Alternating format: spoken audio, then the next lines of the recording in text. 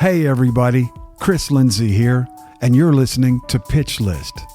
Join us on a deep dive into the heart of what makes writing songs and making music so magical. Let's find out what makes songwriters tick, and along the way, remember why we love music. Welcome to Pitch List.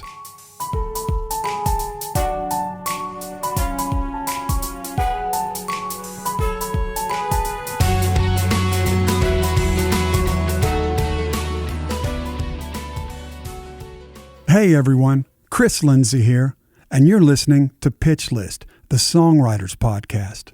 Before we get started, make sure you're subscribed so you don't miss an episode.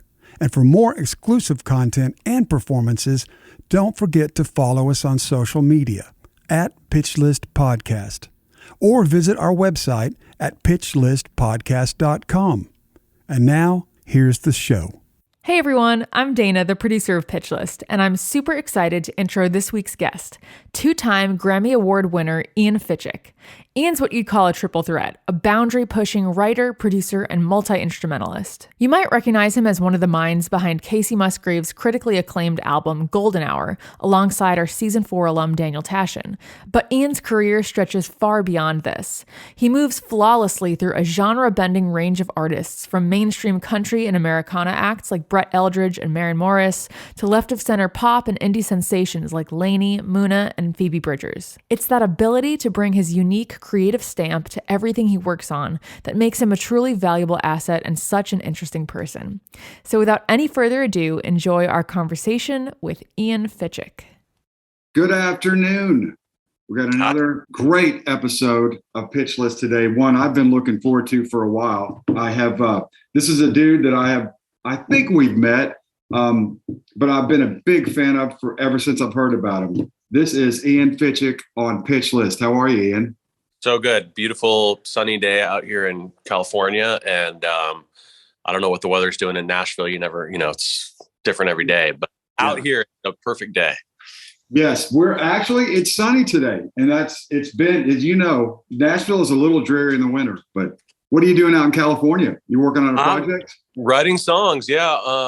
I've been, I've come out here sporadically over the years, but not really consistently until the past few years. And I've the way that things have kind of turned out, like my whole team is kind of based out of here in terms of like management and publishing and everything. So, last year I was out in LA, I don't know, at least a couple of weeks a month, kind of splitting time.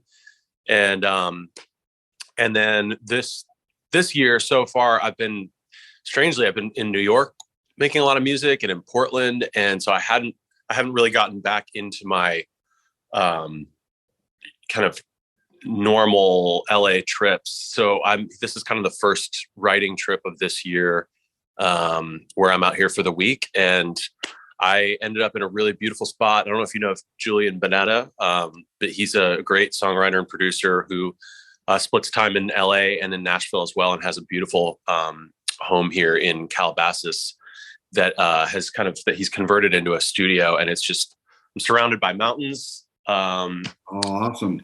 Hawks, and there's a little pool, lots of instruments. So it's kind of a little slice of heaven for me. I'm a big nature lover, and when there are guitars, keyboards, drums around me, and the potential to walk outside and just lose myself on a trail or climb a mountain, that's as good as it gets for me. I'm right there with you, man. I lived in Topanga, which is right across the hills from where you're at. Yeah. For about 5 years before I came to Nashville. I love to visit out there too. People, LA has an interesting reputation, with some people in the South, but I love LA. I love Southern California, put it that way. Just for what you said, it's sunny, it's great weather, it's beautiful. You got the ocean, you got mountains, It's, when I first started doing trips out here, it took me a minute. I mean, I was staying in hotels and kind of going all over town. And really, after living in Nashville I've lived in Nashville for 22 years, which is, I guess, longer than a lot of people. And So when I first started coming out here, it was kind of like starting all over again. Which was strange at first, but I've really grown to love. I don't know if I ever see myself like moving out here, but I find that when I come out and I can focus and really just concentrate on the work, like a lot of great things have come from my time out here, and I don't feel like it necessarily requires me to move out here in order to accomplish what I'm doing. And actually, what I've found is the more time that I spend out here than when I am in Nashville, I get to really dig in. I've got two kids, a 13 and 15-year-old, and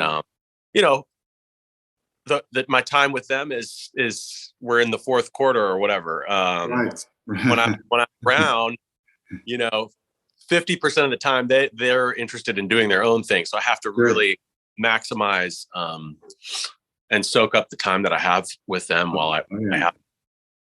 How's I love Portland too. How was that a fun gig for you up there? Portland, now that's a place I could see myself ending up one day. Yeah, I'm going back in a couple of weeks to do some more work, and similar size to Nashville. Like it feels like it's a manageable kind of population and landscape. And I was in there in late January, and it was like everything's still green, and apparently it never really drops below 32 degrees up there.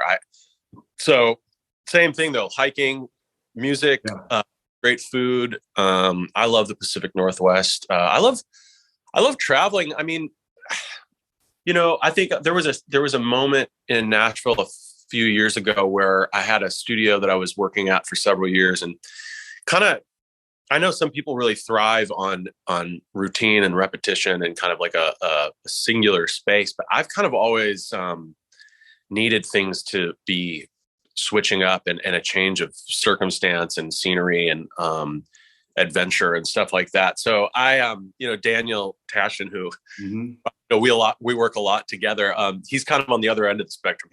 He'd be happy to just be like in his space, and I love that, and I like having places like his studio and other friends of mine to come back to and to return to. But I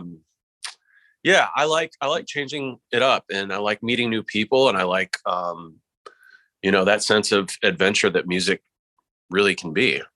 I agree. Well, let's dive in a little bit. I know people want, and I do too. So I was kind of going over your resume and what we could find on you. So you went to Belmont. Is it jazz piano? Is that the program?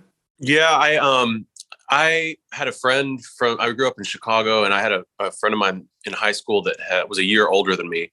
And she had turned me on to Belmont because at the time I'd considered like Berkeley and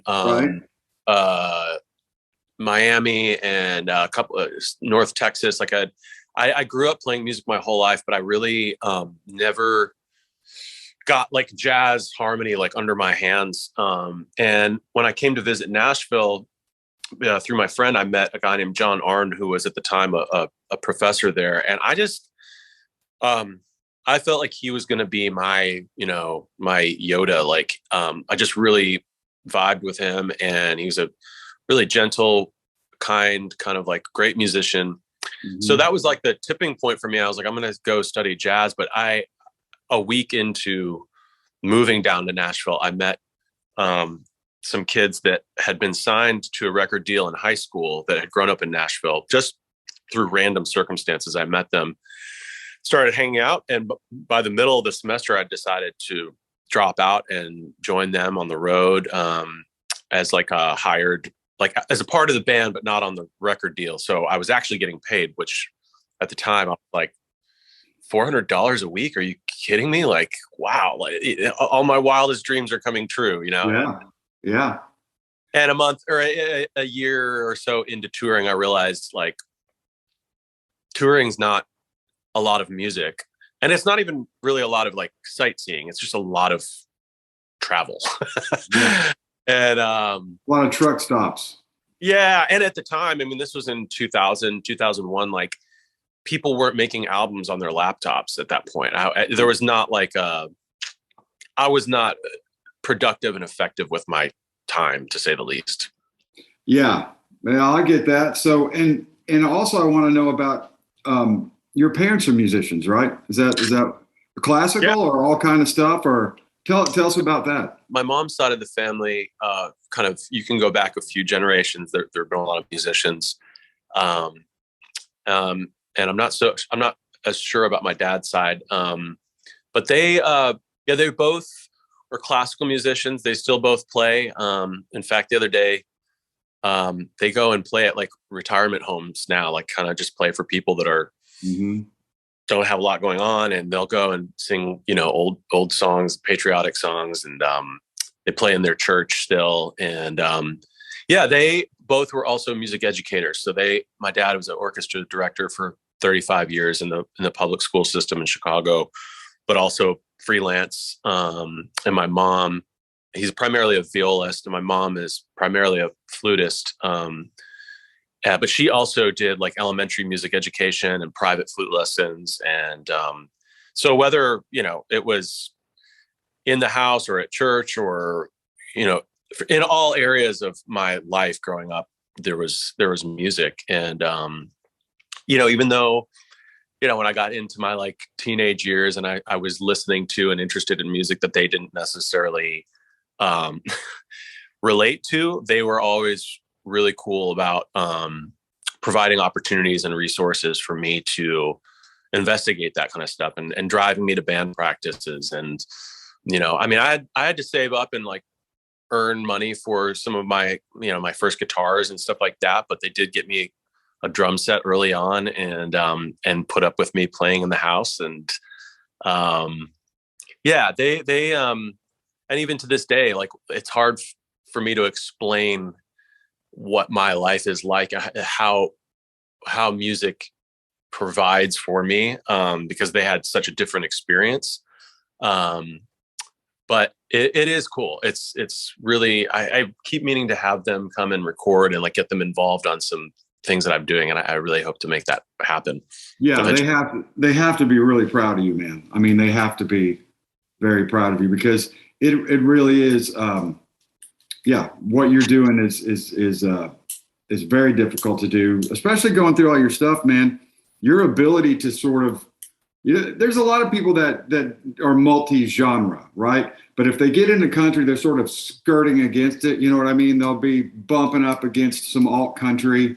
But I mean, you're like a dude who's like firmly involved in, now some of your country stuff's on the cooler side for sure, but you're involved with regular country music and bands out of Portland, and it's pretty unique.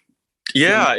I have a lot of love and respect for, and a lot of connection to Nashville over the years. Like, when I first was in town, I really wasn't touching country music at all. And to be honest, I didn't really grow up with country music. In the 90s in Chicago, like my knowledge of country music when I moved to town, and I'm kind of like ashamed to say, was like, the Dixie Chicks and like Shania Twain. I mean, that was my knowledge. And I didn't really, and even like older country music, maybe Johnny Cash, so Right. Over the years, like being in Nashville and kind of like being introduced to great songwriters and the legacy and the heritage of country music, I've grown quite fond of it. And I've had friends that have really continue to really dominate in that genre.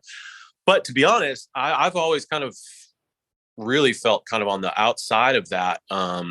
Even in a lot of my session work that I did, I haven't been doing as much of that lately. I kind of, honestly, I miss it. But even in my session work, I always felt like I was never invited because I was doing what was, popular. I was always asked to be there because I was doing something differently, and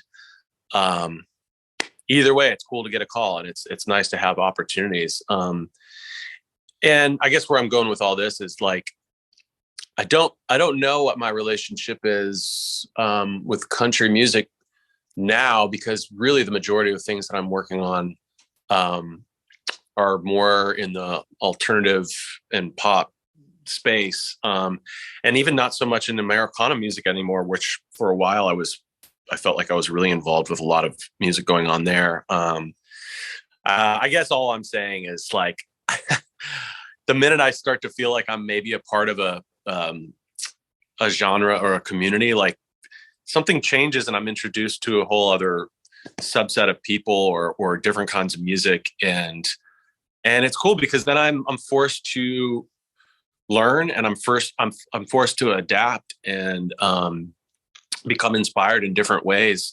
I don't know, some people I think are just meant to do one thing and do it really well over and over and over. And I think early on, I felt the pressure to kind of narrow, a lot of people early on in Nashville were like, you need to pick what you're going to do, and you got to figure out how to do it better than everybody else. And that didn't work for me. That turns it into like a competition. And like I was saying about just traveling and everything, I just like diversity, and I like not doing the same thing over and over and all over again. And I think now I'm grateful that I did plant a lot of different seeds in different creative areas, because I look at my calendar now and I'm like, I'm like with somebody like Kacey Ballerini one day, and then working with this like psychedelic Latin artist named Cuco that I'm working with right now. It's like, it's nice to kind of be changing the paces. Yeah, I mean, I'd say that's you got the ultimate thing going there, because it's always new, and it's great, man. I want to talk about something else, because actually, as you were talking, it reminded me of something. When I first heard about you was Tom Bukovac started talking about you. Because we work together a lot, and he's like, hey man, you need to hire this guy Ian. And I thought Tom introduced you to me first as a drummer, but then all of a sudden I'm hearing like piano, and then I finally realized you're like a multi-instrumentalist, but like a badass. Like, I mean, most even writers play guitar and piano. It's kind of just most now do, but I mean, to have a guy that's at a master level, right? I kind of look at it like piano and drums, I feel like the same relationship to, in that like I can convey emotionally what I'm feeling pretty like intuitively on both. Right. And adapt to whatever musical, whether it's writing or recording or producing or whatever. I feel like I know my limits on both of those instruments, but I have a certain element of confidence on them both. And guitar and bass is kind of like that came later, like in junior high is when I kind of taught myself some enough guitar to write songs, and then eventually to kind of like play bass. But I guess when I moved to Nashville, I was thinking I was going to really lean into piano, but that didn't really happen. And then when I started producing, kind of like accidentally, I mean, I literally met a guy randomly, this artist named Griffin House, and like a day later we were recording songs in the laundry room of the house that I was living in, and like putting recordings together. And just out of necessity, I'm like, well, I can play enough of these things to, certainly didn't have any money to hire anybody or do anything. And this was also before like Splice and Ableton and all that stuff. So I really just out of necessity started to enlist myself as the whole band recording things, just because I was like, if I do this enough and if I do enough takes, like we'll get where we're trying to go. And over time, you just get more and more comfortable doing that. Yeah, Totally get it. I play piano and guitar, but I'm always in awe of the drums. That's one thing I didn't put a lot of time into it, but it's so physical, man, of like trying to get things to land on the, to actually groove. It's such a physical thing. It's like, it's really hard to play drums, man. I don't think people know how hard it is. Yeah, I think I just, for me. And I don't know what it would have been like, to play piano my whole life and then try to pick up the drums later. I think part of it is, there's pictures and memories that my parents have of me, putting together the pots and pans situation and like finding rhythm really intuitively. Like, I think when you're that young and you connect with something, whether it's drums or painting, or I don't know, like anything that you creatively interact with at a young age and then continue to do, it's like, you're gonna become second nature at some point. So yeah, again, it's like, thankfully my parents were really, encouraging. And also, I didn't really want to take piano lessons throughout my junior high and high school, but they kind of enforced it in a way. And I'm grateful that they did, even though I didn't really practice very hard in high school. I think the discipline of just having to be at a piano every day, regardless of whether I was creating or not,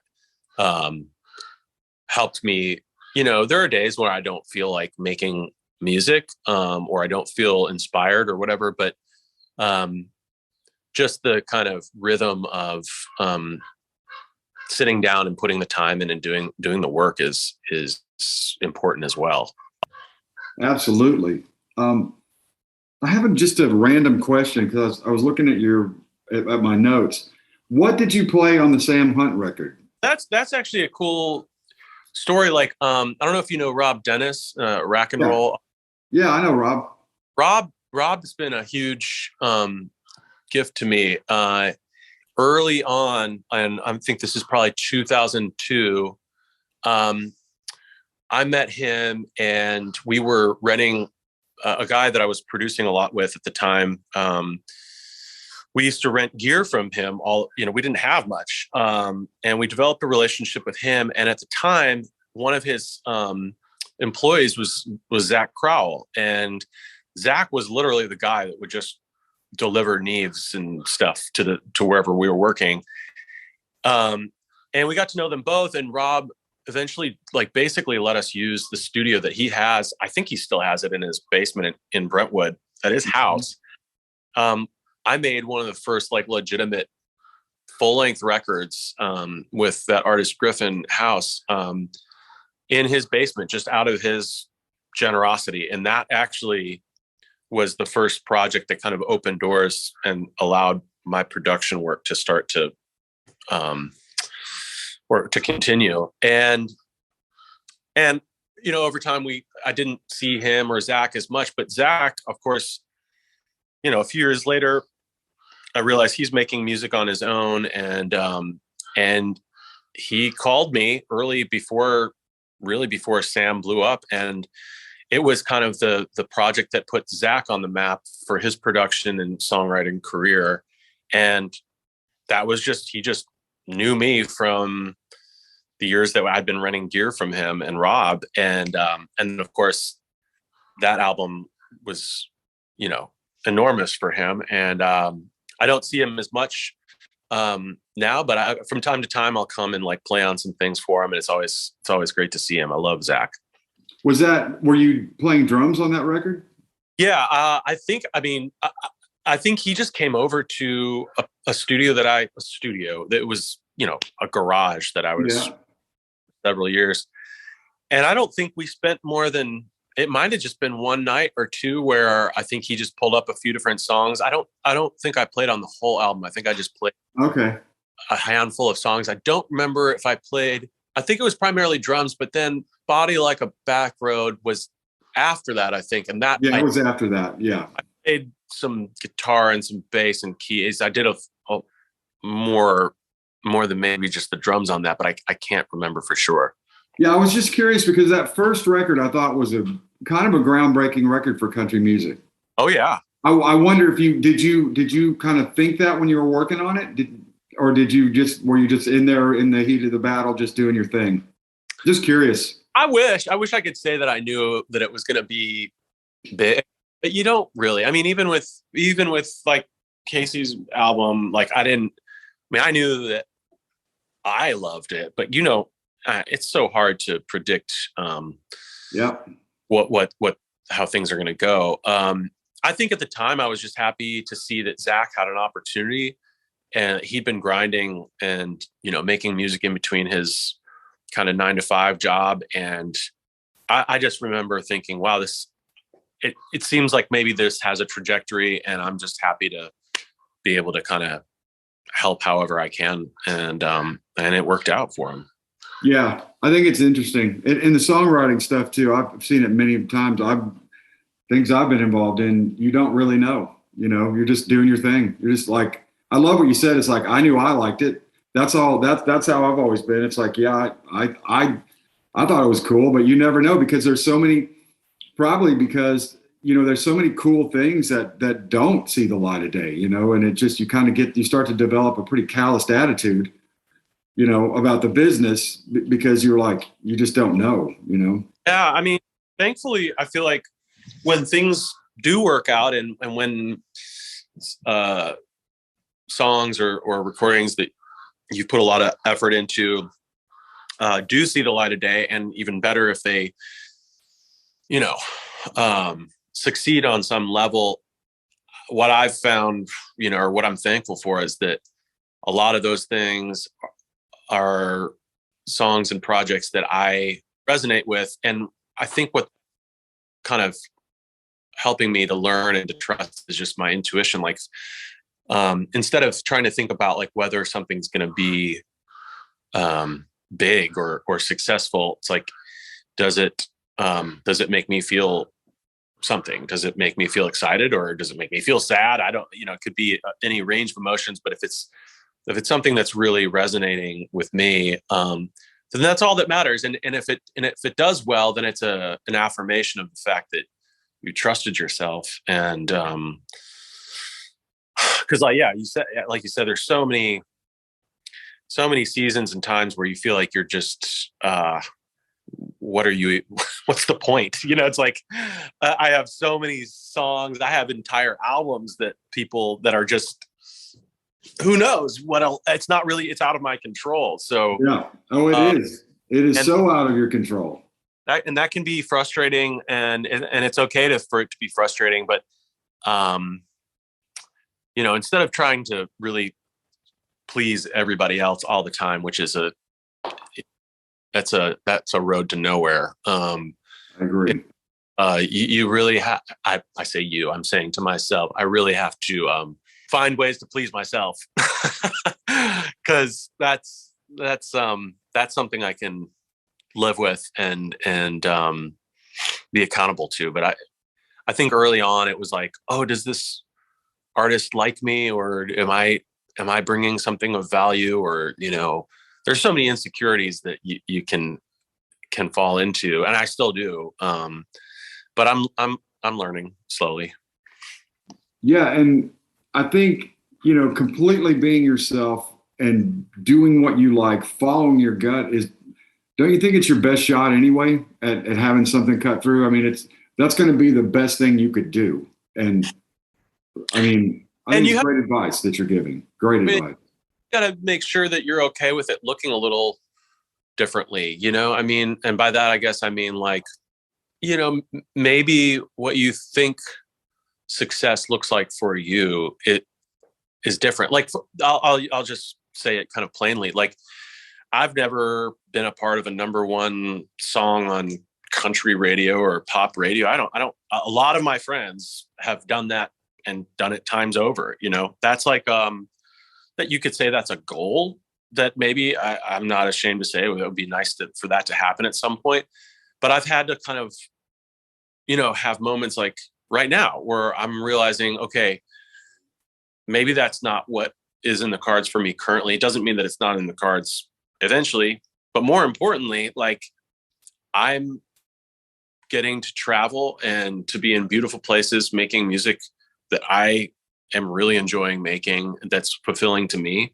And that's success. Like, I don't, you have to learn to quantify achievement and success in a sliding scale, or absolutely. But you've left out one piece of the puzzle there. You have won Grammys for Record of the Year. That's true. I mean, yeah. Overall, like, not just country, but like all genres. That's a hell of a. I don't want it to go without saying. I mean, I know what you're talking about, and I know what people you're talking about, and it's great. But believe me, that award you have is higher up on the food chain than a number one country hit. And I don't mean I'll take every damn number one I can get. I understand, but it's higher on the food chain. What you've done.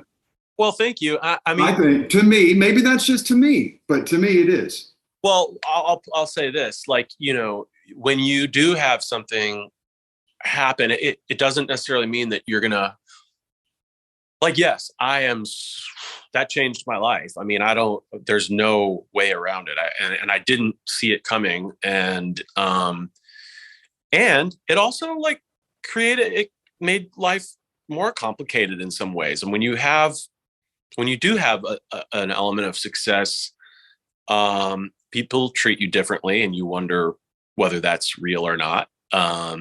Then there's also expectations put on you to make other people that successful and to learn how to, like, to be honest, 2019 after the Grammys, Daniel and I found ourselves in a lot of really difficult scenarios where we were working on projects that had a lot of pressure, a lot of money, and maybe artists that didn't have the same kind of like artistic compass that Kacey's got. And it was a really frustrating year. And you're thinking, okay, we just rang the bell, like we just did the thing and it's going to be cakewalk. And it was actually totally the opposite in 2019. And then a worldwide pandemic, and you're going like, so I guess that's what I mean when it doesn't necessarily always look the way that you think it might. It's you gotta just stay open to the curves, and even like the things that on paper look like the best. And I'm not trying to diminish the honor that album of the year is. I mean, I never would have imagined that was a possibility. And then when it did happen, it created so many great opportunities and I felt like in a way it was like a victory for Nashville and in a certain, it shone a light on Nashville in a way that I love.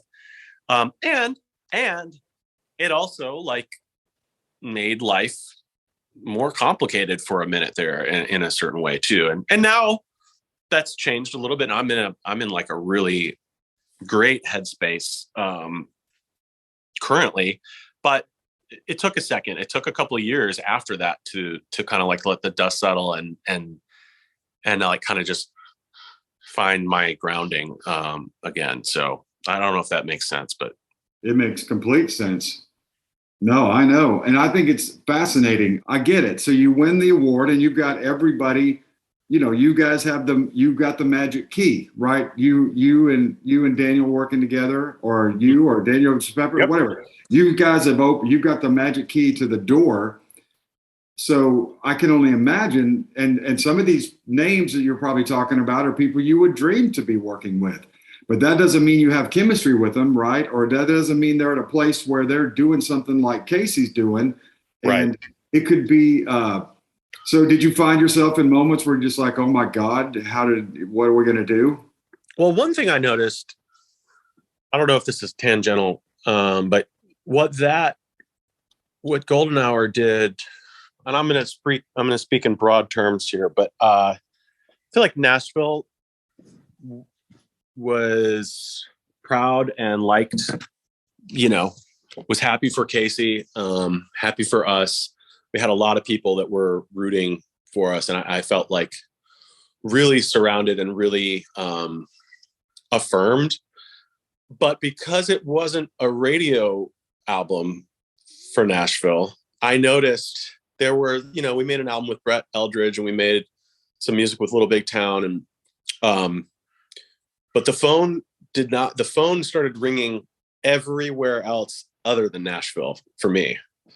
I get it. And honestly, man, I've actually even tweeted a few things just being furious at that record not getting what it deserves in Nashville, you know, or even being removed from categories out of the Grammys so that somebody else can win. In my opinion, that's just my opinion. It's so weird how this town is. And I feel like y'all got a little bit of that too. It's like, the whole world is celebrating this artist who is ours. Mm-hmm. And we're not going to play her on country radio. Listen, I've got music to make, and I've got a lot of good things that are happening. So it's really, it's important for me to not get kind of lost in the complexity of it all. Like awards and genres and categories and all that stuff, like it's an imperfect system, and it's nice when you win. It's nice when you're acknowledged, and when you're not, you gotta realize that it has no bearing on your value. It's just it's politics, and it's not going to stop from no. making music. I mean, we're a few weeks, we're planning on possibly going to New York and writing for a couple weeks, and just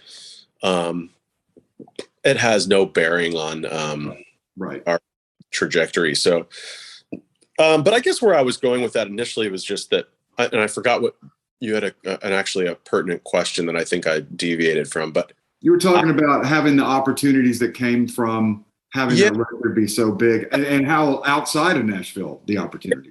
To the point now where when I'm actually physically in Nashville, I mean, I'm working, I'll still write, and when people call, I'll come and play, or I'm working with country artists here and there, but it's a surprisingly small piece of the pie, considering how long I've lived in Nashville and how many friends and acquaintances I have that are thriving in that world. And it's something I'm not categorically saying is good or bad or happy or sad. It's more just, it's just interesting. I'm just noticing. I love Nashville, and it's my home, and it's really been really good to me. And I also, the world is a big place, and I love all kinds of music. I mean, I'd be happy to go and make music in Paraguay or I'm with you. And you know what? I'll say one other thing, because I think it's really true. I think every day Nashville proper country music is moving your way. You know what I mean? Because every day it becomes more streaming driven, less radio. And, for me as a songwriter, that's not even good, but for the democraticness of music, I think it is good. And it's moving towards streaming every day, and that's going to move y'all's way. I think you're where this is all ending up anyway, which is trying to make really great, meaningful music for the fans and having that direct connection. Don't go away. Pitch List will be right back after the break. Want to hear your favorite songwriter or artist on an episode of Pitch List? Email us at pitchlistpodcast@gmail.com and let us know who we should interview next. When did you move here?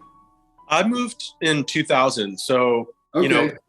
And it was a perfect time in a lot of ways to be in Nashville. It's like country music was changing, but also it was still so affordable to live. Like, I bought my first house in 2009.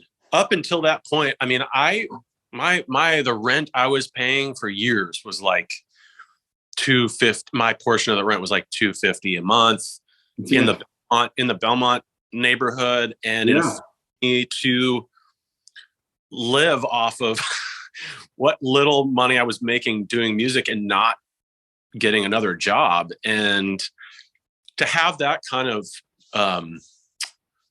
setup time is invaluable to me. It's like I was able to invest my energy into the music that I was making and not be just pulling my hair out trying to survive. And now that Nashville's grown so much, I welcome all the great restaurants and really more diversity, and there's a lot of great things that have come with its growth. But I do worry about the environment for new creators and culture shaping and that kind of thing, because I've been working in New York a lot recently, and I love it. I love being up there. I'm like this. I know that a ton of great music throughout the years has been made. There used to be studios. I mean, music industry was thriving in New York City, and that's been done for a while. And a lot of people believe that that's because the cost of living just became so unreasonable that people just had to go elsewhere. I don't know how they do it out here in LA. It's still kind of like, it's very, it's crazy. It's crazy out there. You're right. So I don't know. That's why I'm kind of keeping my eye on, places like Portland and I don't know where else, but that's a great, I wonder about some southern cities like Charleston, or there might be a scene pop up. Athens used to be really hot. That could. I have a friend moved. Craigalvin is a great engineer. He engineered Golden Hour with us.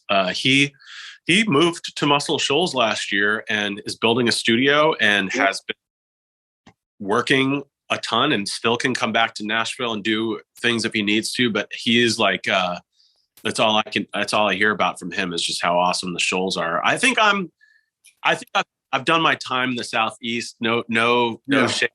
Just like, I don't know. I think I'm ready for some, arid climates, and, a slower pace of life eventually. So I think that is one thing though, that the pandemic has, among other things, has made me realize is that I never really got into the Zoom writing stuff, but I know that it can work.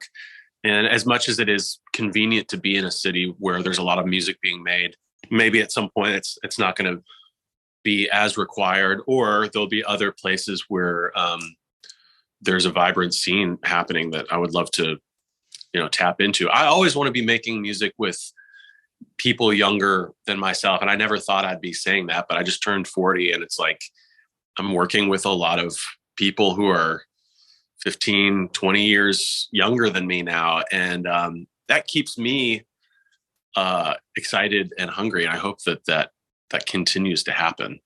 Well, I think it's smart too, because as your career progresses, you have a lot of things that they don't have.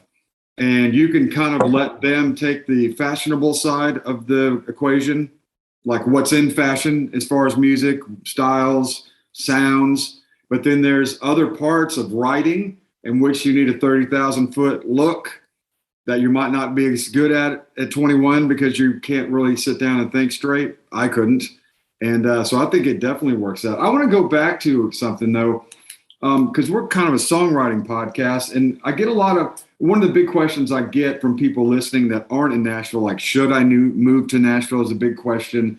And, but you touched on something that I've never put on the podcast, but I did myself. And I think it's important, this idea of the Spartan lifestyle when you're starting out, like how you keep your time free to work on your music and stuff like that. Well, it changed obviously when I had kids. Right. So maybe wait to have some kids. That's one thing. I will say I did have kids young. I mean, I was 23 or 24 and I had no money. And so I am proud of the fact that I continued to grind. And at that time, my partner and I were, both just doing whatever we could do to pay the bills, and had to borrow money. And I mean, it was dicey there at the beginning, but I think preceding that, maybe, it's easy when you're in your 20s, your early 20s, and you're kind of like figuring out how to be on your own. Like you want to go out and have a good time.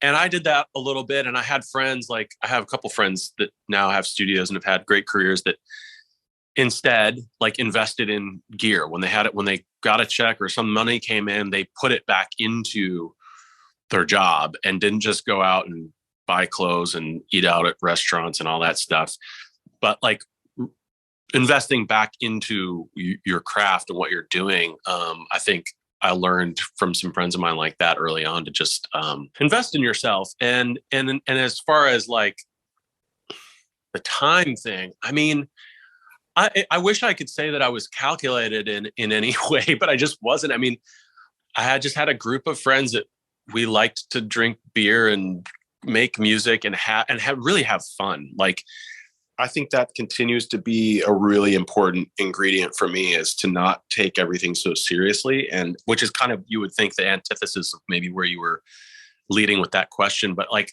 no, it's a great note. That's great. Keep going. I love it. You're feeling curious and putting yourself in situations where you don't really know what you're doing and don't have the answers. I mean, I can't tell you how many times early on, like even as a session musician, and even still like with writing sessions, I get a lot of imposter syndrome, kind of like, what am I doing here? Like, I'm not qualified. I don't have all the ideas. I don't know how to write a song. I don't know how to play this instrument. I mean, those are still conversations I have with myself that I've luckily, put some work into knowing how to have those conversations with myself. But early on, it was like, I would just show up. And even if I felt like I wasn't qualified to be there, I would just kind of push myself into the fire a little bit and just kind of fake it till you make it. I know that's like cliche, but no, it's one of the best things. I say it all the time.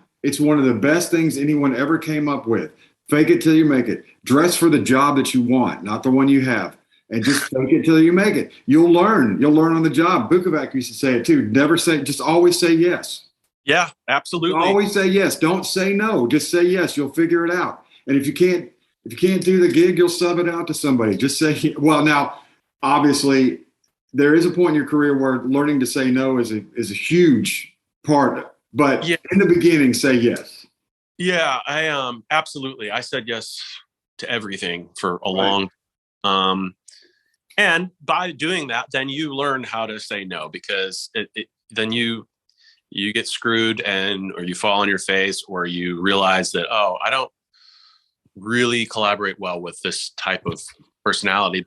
Then I've worked with some pretty difficult artists and people, and even that can be super rewarding. And just because somebody's hard to work with, like, I'll say this, like the past several months, I've been working with quite a few artists who are a lot younger than me and who have only really made music by themselves on their own terms and haven't really collaborated before, or much.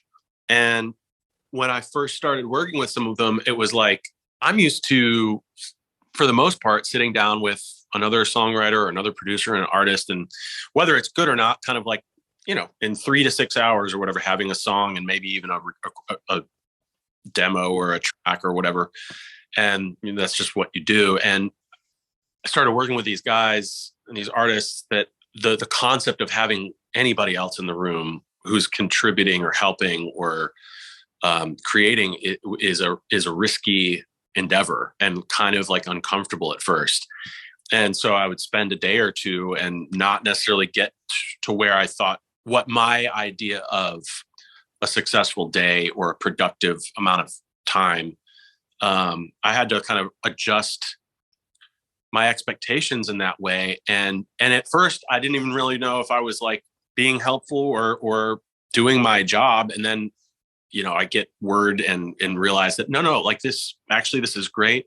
These people have tried collaborating with a lot of other people and it just hasn't worked. And somehow you guys have figured out how to get this conversation going. And I'm like, oh, okay, great. Now I'm like, we're making progress. It's just in different, it just looks differently. And that's cool to be learning that after 22 years doing this professionally, to be like, oh, there's a new way of doing this. And I'm not going to let it, I'm not going to just try to like force what's comfortable for me in the way that I like to work into this new set of circumstances. Like, I'm going to adapt and be patient and learn. And I think if you're willing to learn and you don't feel like you've got all the answers, then everybody around you they're going to contribute to you becoming a better version of yourself, Yeah. And I think this is part of like what you were talking about, being in the Nashville system, being in this community and how this community works. And everybody gets down to business pretty quick. You got to get a coffee, share a little bit, and everybody wants to get something going. I think it's just a matter of, you got to get them to trust you. That's the first thing. They have to trust you, because they are, I don't know if they're fearful that you're judgmental but it's a big thing. It is. And it's a huge skill. And most people really have a hard time, because if they've only been working with themselves they're not used to the Nashville way where people have already just fucking raked your nervous system out of you and you can't really take, like, like I remember when I started as a writer, I had this beautiful song I'd written about my grandfather, and I play it for these older writers, and they kind of look at me and they go, "Yeah, we don't want any grandpa songs." And I remember just thinking, "Oh my God, this isn't a fucking grandpa song." And then later I'm like, "Yeah, it was," but it is. I get it, and I can see how you'd be really good at it because you're really soulful guy, and like you said, spending a couple days with somebody, you get the rapport. Well, I before, like, my favorite thing about making music is the people. Like I Right. Deeply care about people's stories and their feelings and their experiences, and because it in a way, when I'm trying to help somebody express or advocate or whatever, there's a part, I'm facilitating it for them. But to be honest, there's so many things that I've learned and so many ways that I've been touched and healed by interactions and sharing creative space with people that goes way beyond just sitting down and pen and paper in a writing room. Like, it's a different experience for me. And that's not for everybody. That's not to say, I mean, listen, the Sherman Brothers, like, for example, like, they're like heroes of mine, the guys that wrote all the amazing early Disney music. Right. Okay. Yeah. Those are two brothers who, they went to the office every day. And I mean, I'm sure they had fun from time to time, but like, that was their job. There was I'm sure and because they were brothers, I'm sure I know they didn't get along a lot of the time. So my whole, like, I don't know, touchy feely, like, spiritual thing, let's talk for 2 days and then maybe make some music.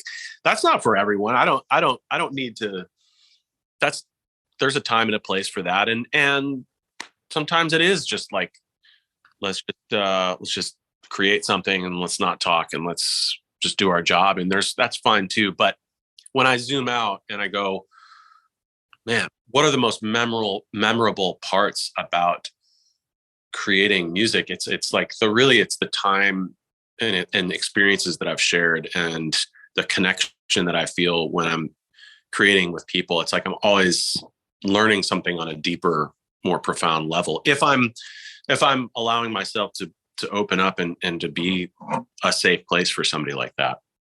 That's fantastic, man.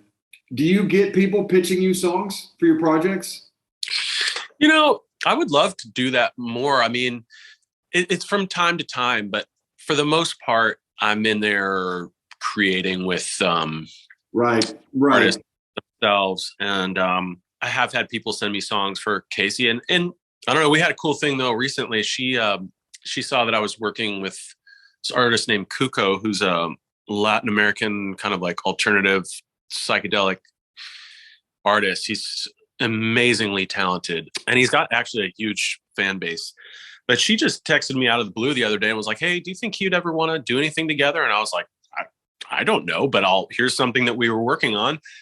I sent her the song and she's like, "This is really cool." And 2 days later, she came by the studio and she put a vocal on it, even sang some in Spanish. And now it's like, it's going to be his single that comes out in, wow.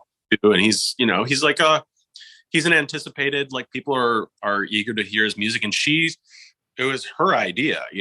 I wasn't like, "Hey, I'd love to get you on this thing that I'm working on," or whatever. I'm very careful with those kinds of things. But I think that was probably more common back in the day with producers. Like, I think that was a pretty common thing to have people pitch you songs for artists that they thought or knew that you were working with. But an artists cut outside songs, and like, y'all are very self-contained, and a lot of artists are now. It's really changing, and you're right. Back in the day, that's and most country artists did not write their material.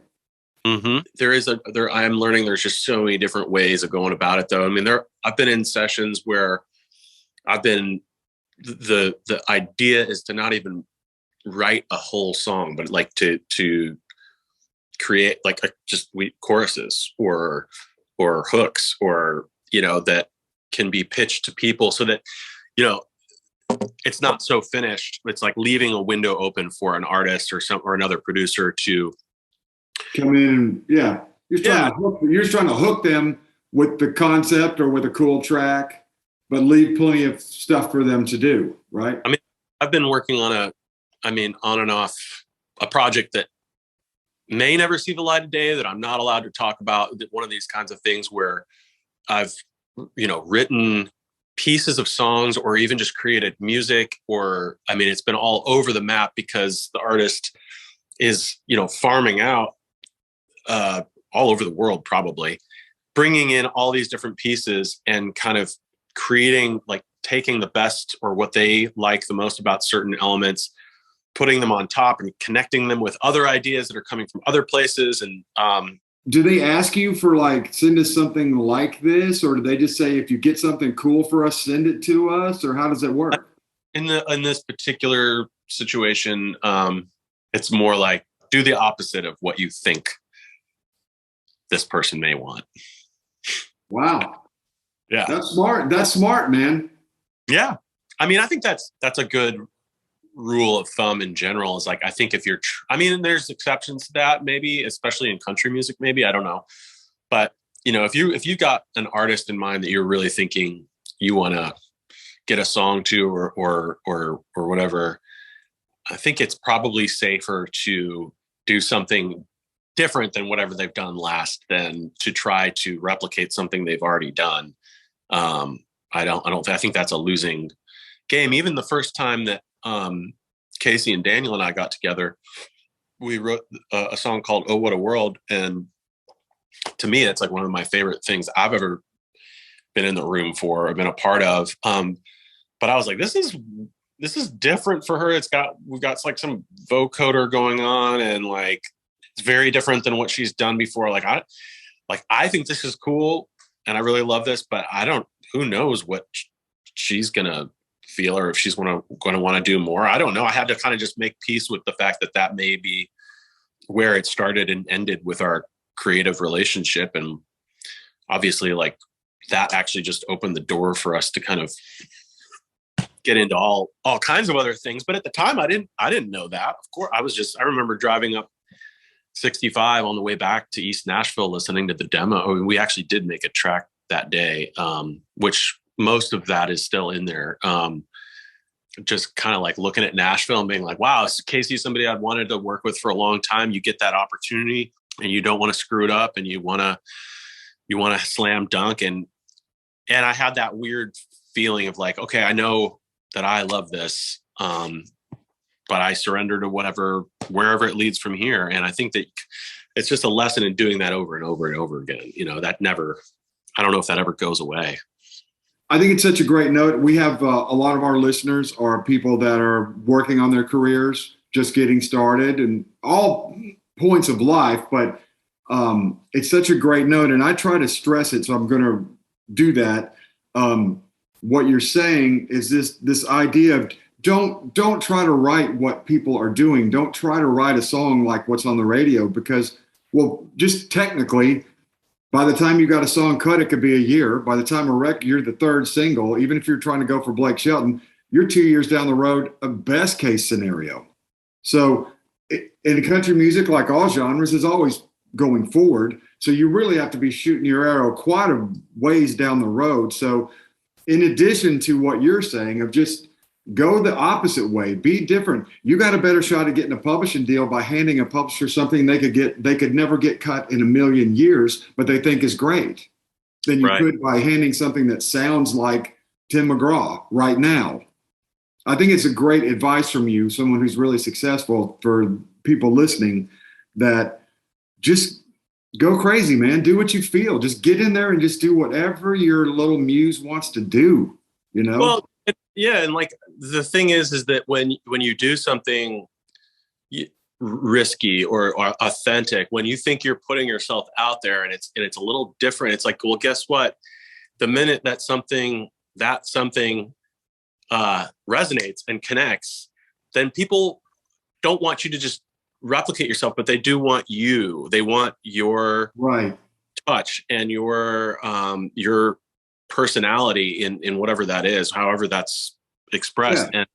And that's creative freedom, is like when people start coming to you, not because you duplicated somebody else's vibe or whatever, like it's like they're seeking you out because you're you, hopefully. Yeah, I mean, that's what you want. Yeah, your sensibility, your take on life and on music. And listen, even when that is the case, and I think that thankfully most of the time is the case in for me, I still, run around in circles in my head, just going like, I don't,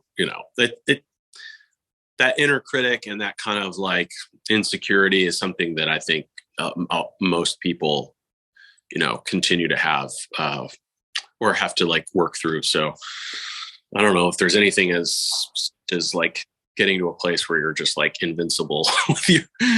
No. I want to talk about one thing I always talk about on the podcast.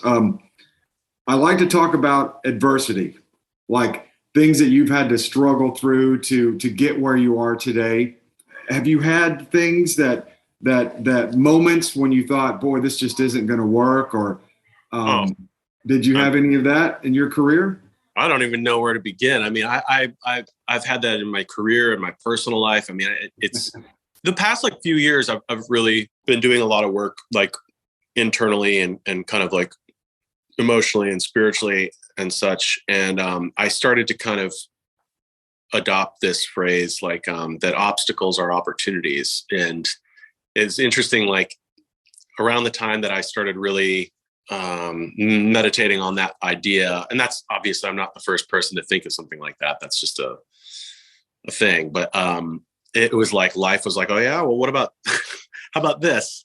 How about this? And a lot of things in my personal life got really challenging. Really around the time that we had all that success with Golden Hour, it was like my career, all of my dreams, all those things were kind of like coming to fruition, and meanwhile beneath that, like I don't want to say my personal life was crumbling, because really in a way it was just kind of it's great. very common. So I mean, that's something that is just a really interesting parallel. And I think you're right. I think that's very common. Like when people are at on the outside, it looks like everything couldn't be better. It's on the inside, there's some turmoil. I think that's really common. But somewhere in the mid 2000s, I'd been, scratching away, making a lot of like indie projects, and sometimes getting paid and other times not, or just not being paid very much, blah, blah, blah. I worked with this artist named Landon Pig, and he was signed to RCA at the time and had made his first full length. Nothing was really happening with it, but he's a super creative guy. We got together one day, and as a creative exercise, he had this idea for for his website where he wanted to create like a choose your own adventure for a song. So we were going to build like these 60 different pieces of a song to where fans could go to the website and construct their version of the song, like the outcome and whether it was, it was a brilliant, cool. It was a brilliant idea, but the furthest we got with it was recording one version of the complete song. I mean, that was it. It was called Falling in Love at a Coffee Shop. And it got picked up for a major ad campaign that led to another ad campaign. It was like my first taste of like film and TV sync licensing kind of stuff like that, which led to the label greenlighting us to make an album. And at that point, I had never produced an album for a major label. I never had really budgets to work with. It was like, I was like, this is it. This is what's going to propel my career into the next phase. And to make a long story short, what actually happened was we started making this album. He landed a movie role and had to leave. And by the time he came back around, I think he kind of lost interest in what we were doing. And the label just moved on, and he remade the entire album with another producer named Jakir King, who was a friend and acquaintance of mine at the time. But it was like, I can't even begin to tell you how demoralizing that was. I was like, we're making the White Album, and next thing you know, like it's gone. Like, not even the opportunity to finish what we had started, but just like, that's history. And that was really tough. And I wish I could say I handled it well, but I didn't. And, but what did end up happening was Jakir, through that experience, somehow, we started kind of connecting a little bit more. And all of a sudden he started hiring me as a musician on other projects that he was working on. And his career was really exploding at the time with Kings of Leon and a bunch of stuff. And he kind of he ended up not only elevating my session career, which was, as much of my income for a while as any other, production or songwriting. And I also just learned a lot from seeing him in the producer chair. And, but that took a few years to kind of come into focus. And that's like one memory that I always go back on. It's just like, it seemed like a failure at the time, but actually everything worked out the way it was supposed to. It just took some time. Similarly, I made an album for an artist named Mindy Smith years ago called Stupid Love that, again, I thought it was kind of around that time or maybe a little bit after. And I thought, oh, okay, well, here's an artist I really admire. I've always wanted to work with, and I'm entrusted to make this album, put my heart and soul into it. And for whatever reason, a lot of factors, it just kind of came out and nothing happened. I think her tour was canceled. There was no radio. There was nothing. It just kind of disappeared. And that was disappointing for me at the time. But what ended up happening was when I first met Kacey, and also when I first met Maren Morris, they both were fans of Mindy Smith. And I'm pretty sure the only reason either one of them invited me into their creative worlds was because they loved that album that I'd made with Mindy that I thought no one had ever heard, but it was actually somehow made it to them. And it was enough for them to be like, oh, I love that. Like, I think we could do something cool together. And they've both become, obviously like friends and collaborators. That is almost the best version of that I've heard on our podcast series. Basically, two things that you considered just serious failures were actually critical to your success. First of all, Mindy Smith, that record, I know that record. I know some of the songs because I was just fascinated with her back then. I mean, she is such a badass. I mean, love her. You never know where your stuff's going to go. Not only that, but because of that Mindy album, when Kacey reached out about writing, and knowing that she was maybe in the back of her mind thinking like that Mindy was some kind of factor in that Stupid Love album, even though I'd been a fan of Daniel Tashian for years. I mean, I just look up to him so much. We'd become friends, but we hadn't really, that Stupid Love album, he came and played quite a bit on, and I think he wrote a few of the songs too. So when Kacey was like, let's get together, I just had this instinct that Daniel would be a really important factor there. And that was a very correct intuition. I don't know. I just had like a feeling that the three of us would have a great connection kind of going back to that album. And there you have it. There you go. That's great. I think that's a good way to end, man. I think it's a good way. It's like they always say, you fail your way all the way to the top. You know what I mean? Because everything you learn from, everything leads you to the next step. And really, if you're not falling on your ass, you're not trying hard enough. You know what I mean? You're not, and so that's a great thing to end on. Ian, man, it's been so great to talk to you. You've had such great stuff for us, man. I really, really appreciate it. I could talk to you all day, but And I hope that, I think it's, like I said, it's cool that you're doing something like this and being a resource for people, because, we all go out and we do the work, and we'll talk about it sometimes when we're working. But I find, when I'm driving around, when I can find podcasts where there's like other artists, producers, writers, wherever, engineers, like being able to like hear people's stories and experiences just makes you feel not crazy. That's a great way to put it. And that's what I'm trying to do. I just felt like when I started this 4 years ago, I was just a fan of podcasts. And I just thought, man, there are so many great characters in this town, in this era, that I want to document them. So Ian Fitchuk, this is a Pitch List. Thank you for listening. Thank you for having me. Thanks for listening to this episode of Pitch List. If you enjoyed today's show, please subscribe to us on Apple Podcast or your preferred listening platform. And if you want, feel free to leave us a 5-star rating and review. For exclusive content from this week's guest and more, you can visit our website at pitchlistpodcast.com or follow our social media pages on Facebook, Instagram, or Twitter. Plus, don't forget to let us know on social media what songwriter, musician, or music business professional you want to hear from next. Thanks again for listening, and we'll see you next time.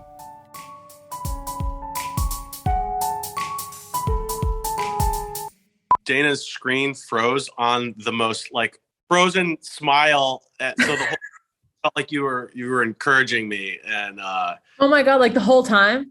Oh yeah, like yeah, it was on there. But it's a really cute picture, Danny. You were like smiling. Oh, good. Okay, good. At least cute. I look good. So